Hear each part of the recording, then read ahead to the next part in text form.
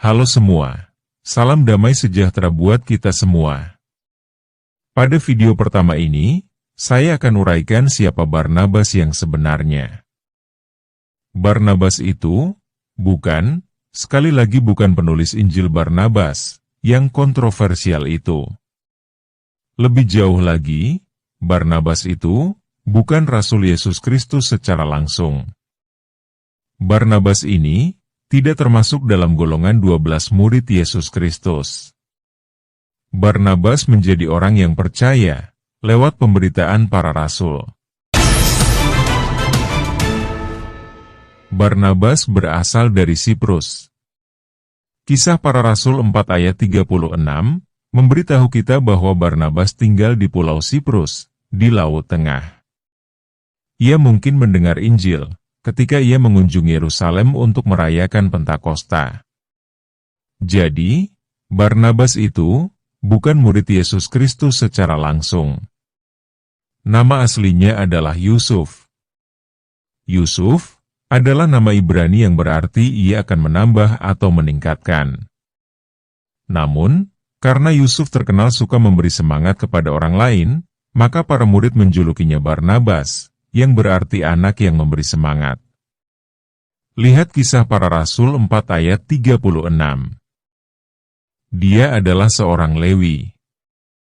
Menurut Kisah Para Rasul 4 ayat 36, Barnabas berasal dari suku Lewi. Suku Lewi bertanggung jawab atas pelayanan di Bait Allah. Kemungkinan besar, Barnabas adalah seorang guru hukum di sebuah sinagog di Siprus. Dia mendukung gereja awal.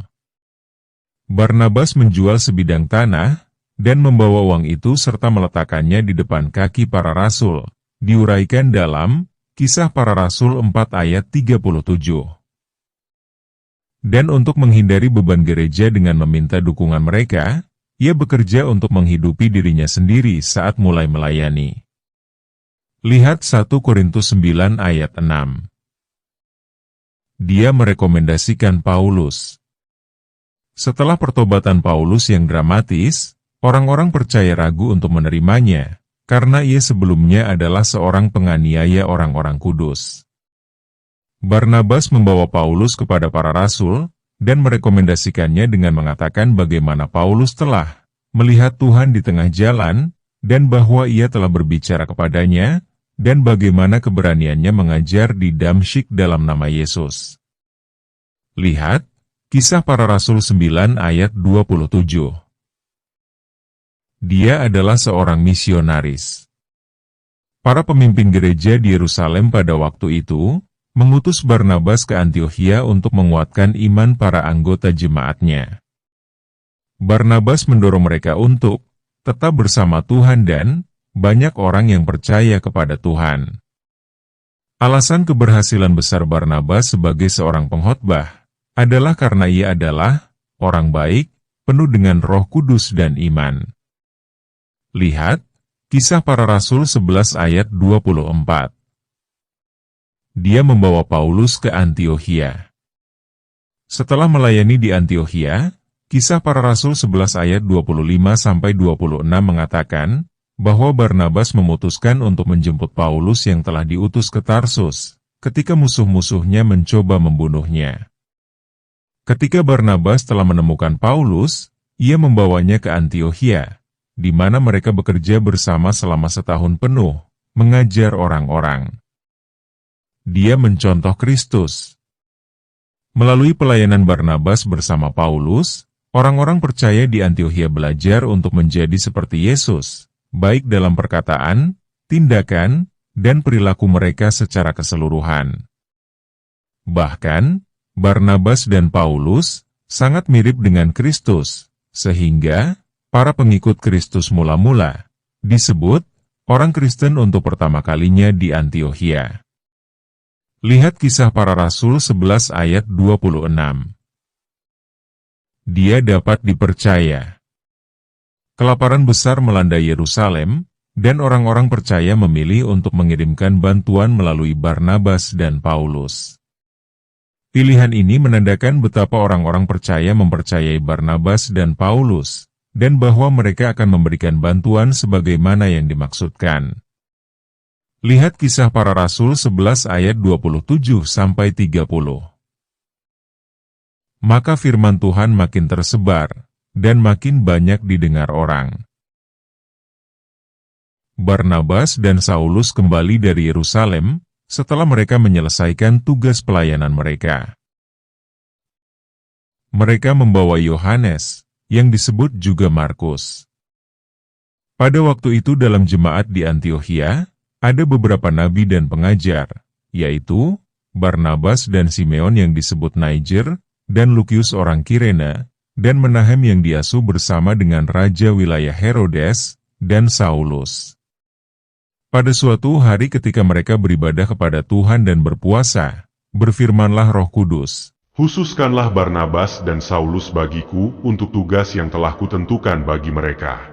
Maka berpuasa dan berdoalah mereka, dan setelah meletakkan tangan ke atas kedua orang itu, mereka membiarkan keduanya pergi.